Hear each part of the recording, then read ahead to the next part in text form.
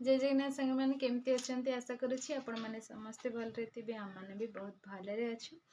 आज वीडियो कर कारण जेहेतु आग को अगस्ट 15 आसूची से मो पु स्कूल रे भाषण देव बोली कहला तो से मुझे गोटे लिखी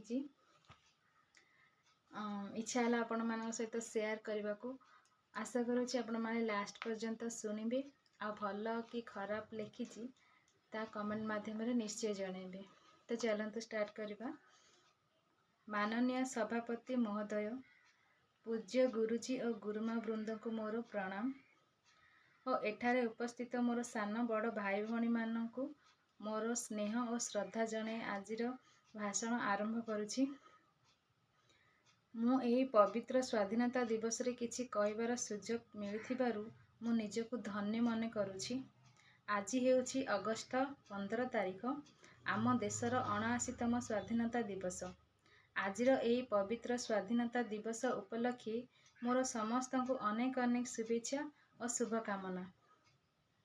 विदेशी शासन कबलरू देश माँ को रक्षा करिथिबा स्वाधीनता संग्रामी मानक श्रीचरण रे मोर कोटि कोटि प्रणाम। आम देश भारत को स्वाधीन करिवार बहु संग्रामी मानकर अवदान रही।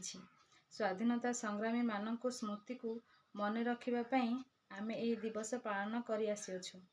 आम देशर प्रत्येक लोक जातीय पताका तले छिड़ा होई जातीय संगीत गान करी स्वाधीनता दिवस पालन करिथांती। एही दिनटी आम पई गर्व और गौरवर दिवस। मु एतिकी कही मोर वक्तव्य शेष करुछि। एटा केमती लागिला प्लीज कमेंट जणेबे। आ जदि भल लागिथिबो शेयर निश्चय करिवे। रहुछि। नमस्कार। जय जगन्नाथ। जय हिंद।